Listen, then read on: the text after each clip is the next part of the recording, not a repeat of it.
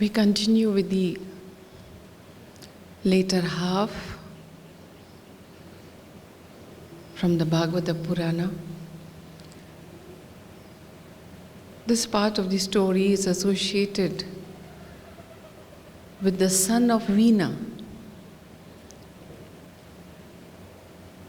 Veena is from the lineage of Dhruva Maharaj.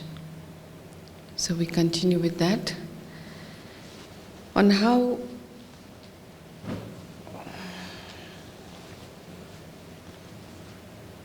Prithu, the king, was called as the first Chakravarti, or the sovereign on this earth. In our Puranas, it is said that it is only Prithu who was anointed as the Chakravarti. So before we listen to the Bhagavata Pravaha, we need to call them. जो हमारे संप्रदाय में है, हम जय जयकार करते हैं, पहले उनकी आह्वान करते हैं.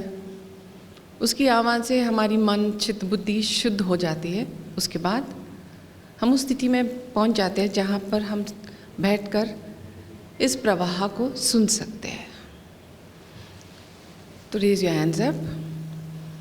इसकी एक बहुत अच्छी अर्थ है. There is a beautiful meaning behind why we raise your hands. When you raise your hands, you surrender your ego, your association with the body which represents the mind, which the mind in turn represents who you are. As long as you start associating yourself with I am so and so person, this is my ranking, this is my status, this is my wealth, I identify myself with that, you don't get liberated at all. So the first step that a person who walks on the spiritual path is, first let's go. Gives himself up. Considers himself or herself as nobody. So once you surrender yourself to the divine, it then gets easier to understand. तो जय बोलो परीक्षित महाराज की, तो जय बोलो व्यास भगवान की, तो जय बोलो सुखा महर्षि की, तो जय बोलो भगवत पुराण की, तो जय बोलो साईनाथ महाराज की. As I told you in the last satsang, after the rishis intoned a deep and a deadly hamkara, that is a dreadful hum, they all droned it together, and then with a blade of glass killed Veena, the evil one. Because Veena wanted everyone to worship him and not Mahavishnu.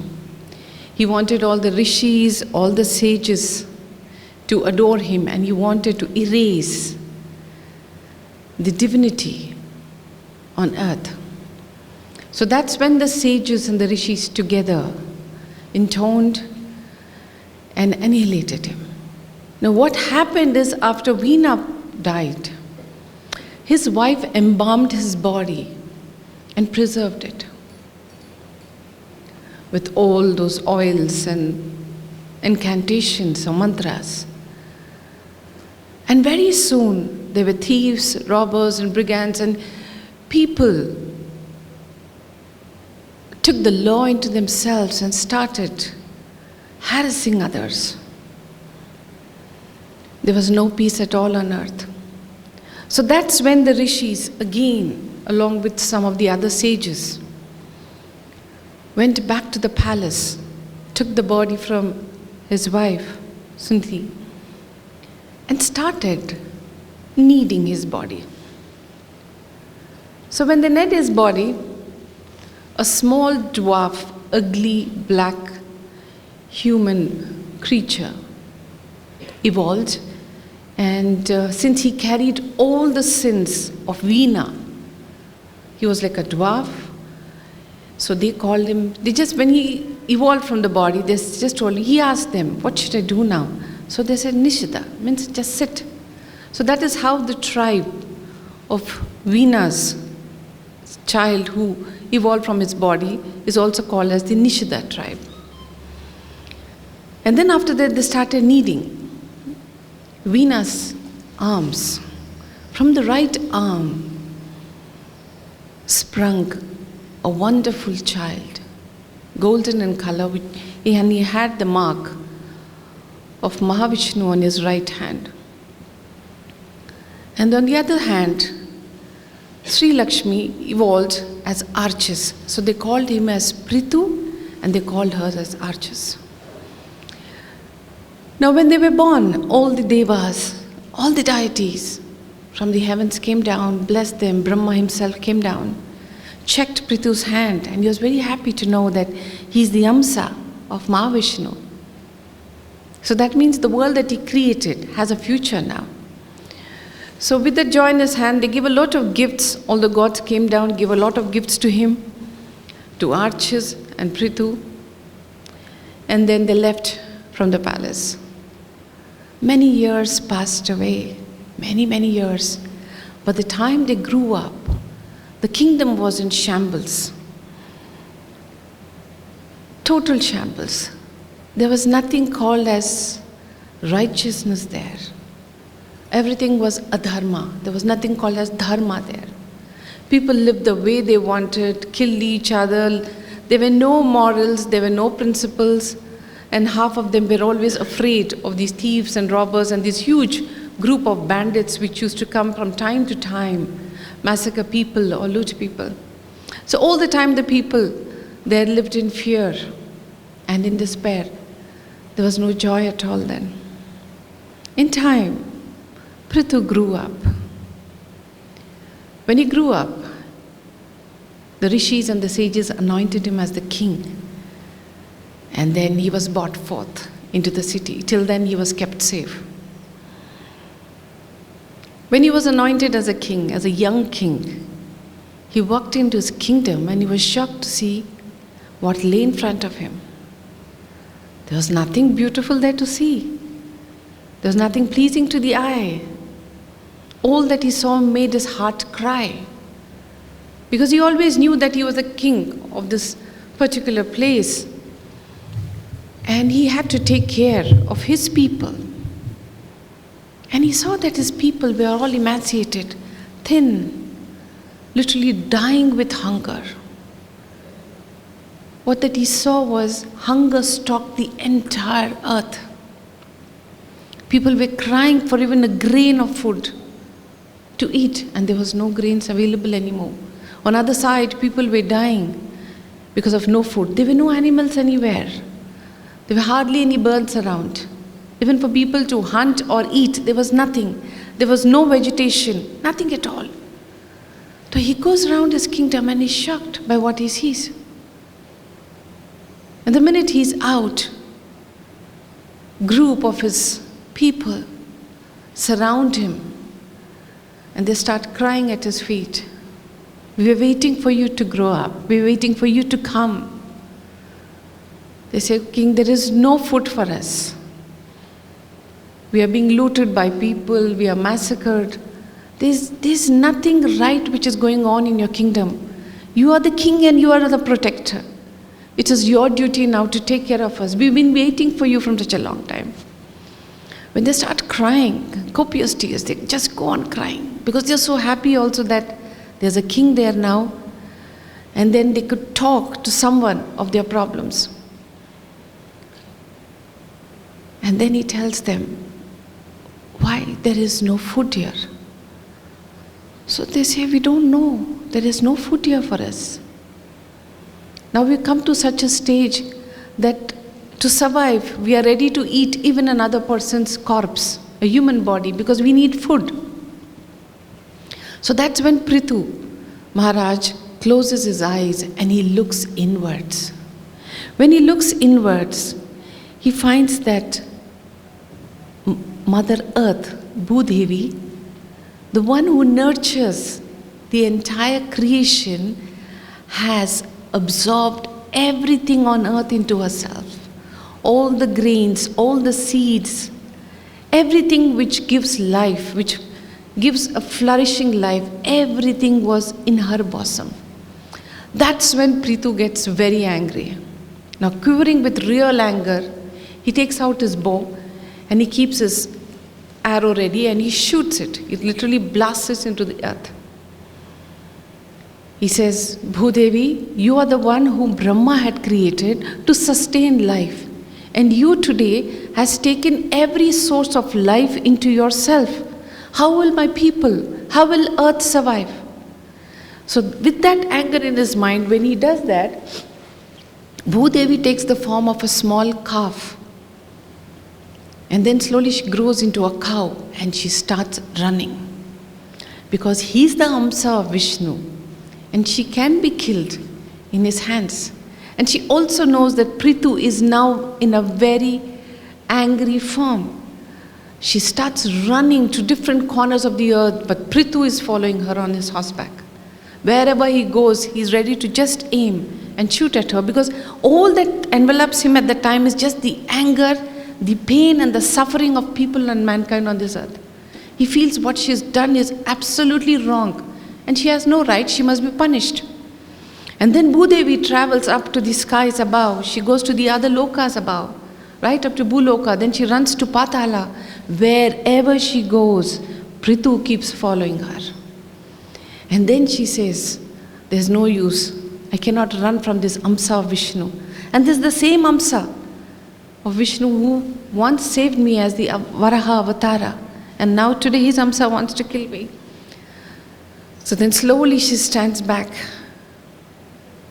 And she bows her hands to him and she says, Prithu, you are a king. You have to protect me too. Just as you want to protect your people. I am Bhudevi, the mother of all creation. So it's your duty and I'm entitled to your protection. So then he gets angry and he says, if you are Bhudevi, why you took your share of havis when sacrifices were done and in return not give everything? Why did you move away, divert yourself from the directions of Brahma, of being a creator? So she says, after King Veena, your father passed away, there was only adharma on this earth.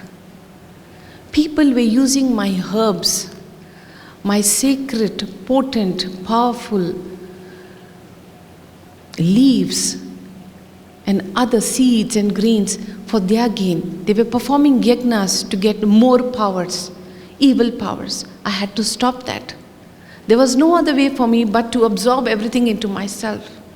And so this is what I did. She said, I swallowed everything and now the earth is extinct from any type of species.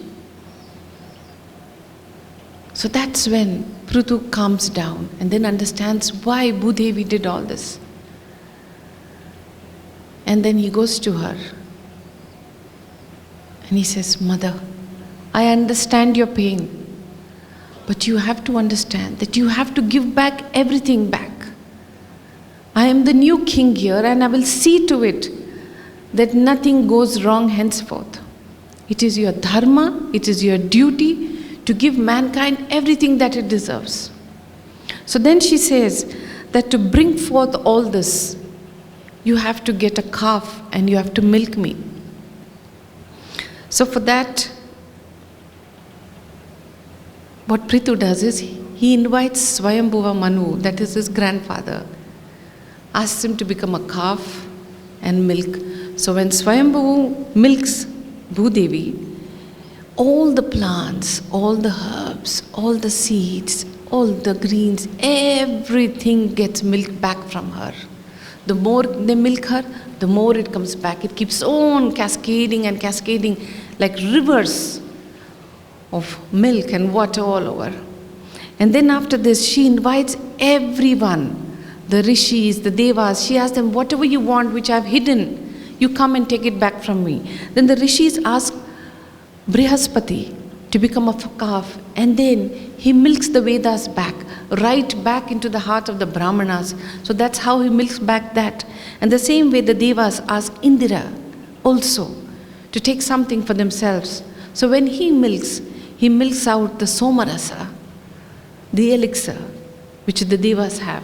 So forth, the Kinnaras, Kimpurshas, Gandharvas, Apsaras, Danavas, everyone takes one thing or the other which was lost in the bosom of Mother Earth, which they all lost because she withdrew everything.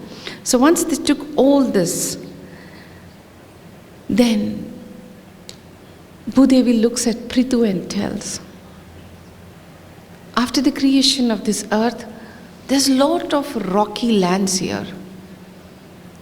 For my seeds to multiply, for vegetation to grow, you have to flatten the lands in some area. So he takes his bow and he starts flattening some lands in some area. And he leaves some places to remain as mountains and ravines and all that. And then she starts releasing all the rivers. She says, you keep flattening in some places, make some dents more, so I create more lakes for you.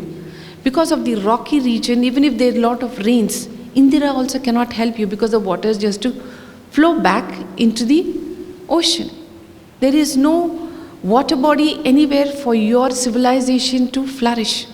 So that is how he was the one who created places where water has stayed, rivers have flown, the courses of life was created by Prithu. Once when all this was done, and then Bhudevi asked, I'm done, I've given you everything. It's a beautiful world if you look out now. There's milk, there are cows, there are animals, there are birds, there are insects, there are plants, there are trees. There's water now, you have everything. So shall I take leave? So that's when Prithu goes on his knees and he hugs her who's as a cow. And he tells, you have so much in you. And all of us always give you a lot of pain or torture. And then it is said that very gently he touched her forehead and started caressing her, just like how a father will do this to his daughter when they are very happy or content or peaceful. So when he started caressing her forehead, that is when the Devas from above named her as Prithvi. That is how Bhudevi got the name as Prithvi, because she is the daughter of Prithu. So that is how the gods rendered the air with shouts of Jai Jaikar, and they said, she will be henceforth known as Prithvi because she is the daughter of Prithu.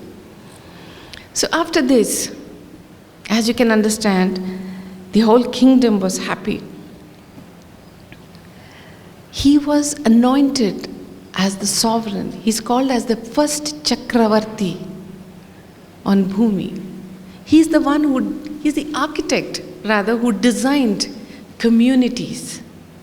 He made small towns, he made small villages according to their caste so that they can live in harmonies. He made communities. He taught them what is agriculture, because after he flattened the lands, he taught them what is agriculture, farming methods, how the dung from the cow can be used in every possible way. He designed a new civilization. He taught man how to live. There was something called as even metallurgy. He taught them how metals can be used, how iron can be chiseled, how stone can be modified. He taught them how to store water, what should be cooked, what season it should be eaten. All these wonderful things were done by the first Chakravarti, that is Prithu. And he became such a legend all over the world. After some time, it so happened that he felt like he's done a lot for his people, but he wanted them to be free from Papa Karma.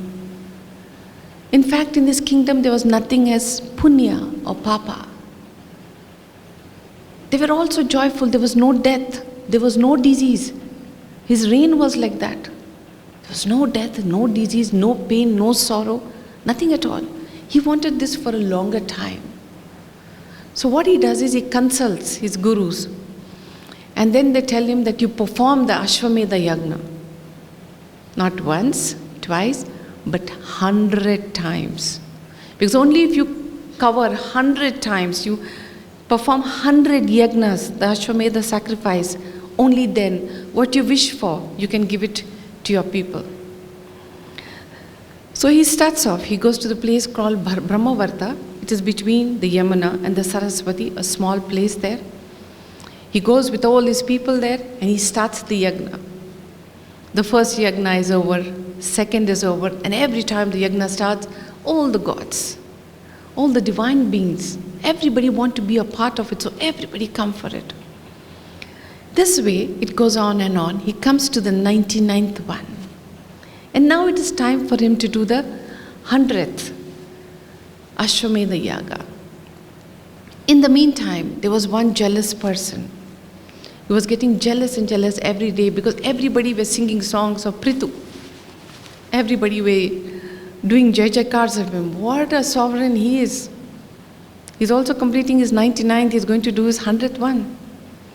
They were praising and praising him. Even gods used to, even when they used to fly across there, they used to just shower petals on Prithu and go, keep flying out. They were also content. Everybody was so happy.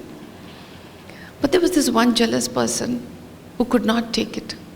Because he also had performed 100 Ashwamedha Yaganas and he had become the king of gods. It was none other than Indra. Now Indra could not stomach this. That there's going to be another rival for him. There's going to be another person who's going to perform the 100 yagnas and his name will be forgotten. He may no longer be the king of gods. Maybe Prithu will become, because he's also the Amsa of Vishnu. So in his jealousy, what he does is, he comes in the garb of another person, like a sadhu. And just before the yagna is going to be completed, he takes the horse and disappears. And then immediately, Rishi Atri watches all this. And he tells, his name is Vijitsava, the son of Prithu. He tells him, chase him. That is Indra who's come as a thief to rob the horse. He is the jealous one, the one who's very envious of us completing the 100 yagna. So kill him if we have to. Vijitsava is first shocked, kill Indra if he has to. But since the Guru said, you have to do it, he follows him. But as he keeps following him, he falls him into the ferment. He goes beyond the other realm also. And there, when he raises his bow, an arrow to just shoot at him, that's when Indra disappears. So Vijitsava gets the horse back again to the Yagnashala and the Yagna again starts. Again he takes it away and goes. He comes into another form. Like we call in Hindi and all that Pakandi, we tell, no? The one who keeps on changing forms, deceitful forms. So it is said that every form that Indra took in a deceitful form, those are the forms that were left on earth. These are the garbs which we as human from time to time take it up. So every time he came, he changed his form and he robbed it and every time.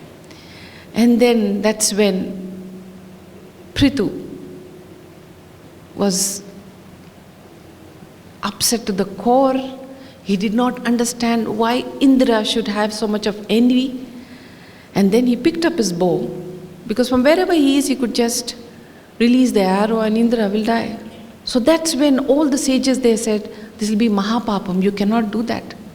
Here in the sacrificial area, only the Yagna Pashu should be killed, nobody else. And they stop him. That's when Rishi Atri says, now let's all intone together with our mantras, we will get Indra here. We will give the right punishment and we'll finish the Mahayagna. So when Atri and the Rishis start the Yagna again to pull Indra there, that's when Brahma, Vishnu and Maheshwara, all three of them come to the Yagna. And then Brahma says to Prithu, Prithu, let it go. You just complete 99 and that is enough. Don't do the 100th one. Because what you're asking for eternal life. No pain, no death, no karma.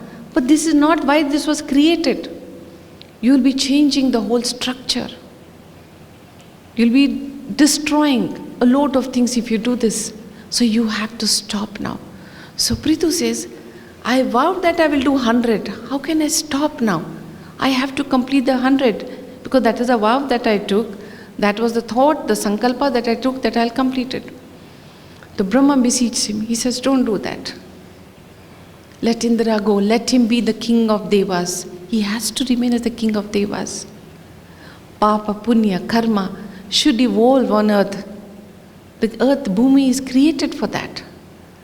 So he said, you cannot interfere in this.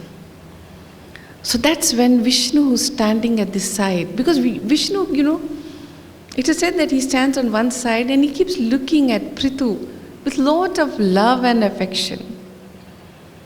First of all, Prithu is a great bhakta of Vishnu. And then Vishnu was overwhelmed seeing him, that what a beautiful sovereign he's evolved to.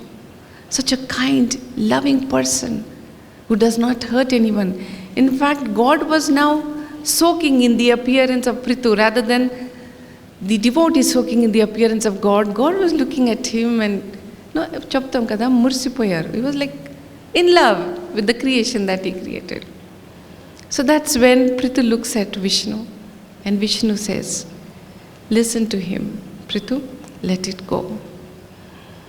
And then to pamper him, he tells him, ask any boon that you want. So when Prithu listens to this, he feels so ashamed. He feels Ishvara is asking me something in return and I'm supposed to do whatever he asks me. He says, Narayana, there's nothing that I want. I will let go. 99 yagna only, this is my last one. I will not do the 100th one. So when he says that, Indira comes back. He's so ashamed of himself that he falls on Prithu's feet, asks for forgiveness. And that's when Prithu hugs him and says, this is all Ishwaricha. Whatever is supposed to happen, it is happening, and I have accepted it too. So after this, Prithu leaves from Brahmavarta. He starts coming back to his kingdom. The whole kingdom is decorated so beautifully, lit with so many lamps. Pearls are strewn on the roads that he has to walk, flowers, everything. They welcome him like a god coming back from heaven. Because Prithu was like that. All that he had was love, love, love, and love for his people.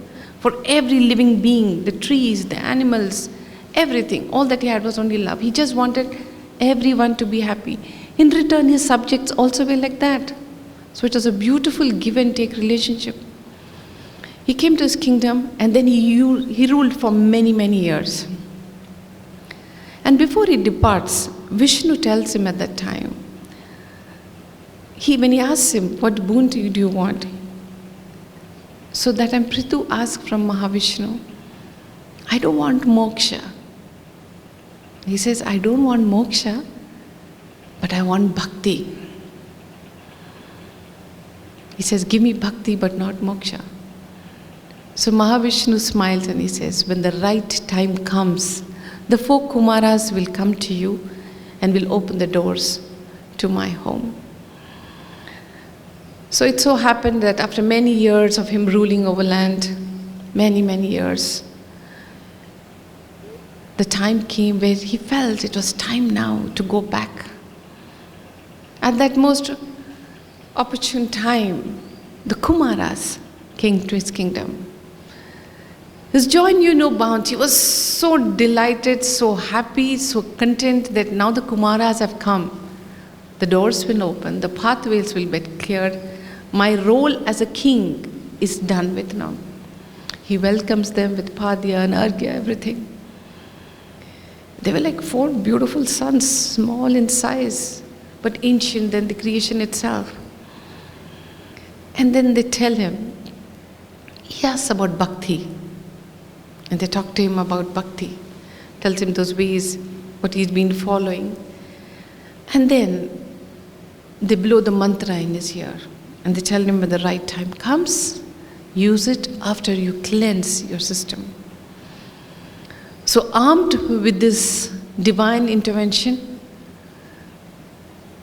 Prithu hands over his kingdom to his son. He had 5 sons. He handed over his kingdom to his son. And then with his wife Archis, he went up to the Himalayan mountains. His sadhana was intense in the sense he had literally become a legend. So even his sadhana was something which the gods were sitting and watching. He started with the Panchagni sadhana. Panchagni sadhana is on a hot stone, he would be seated nude, kept 4 fires burning around him, and the 5th fire was the sun above him. So in that heat, he started meditating.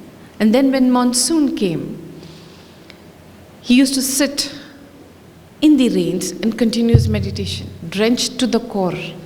And when it was winter time, he used to walk into the cold lake, stand in the icy waters and continue his meditation. He did a lot of tapasya this way.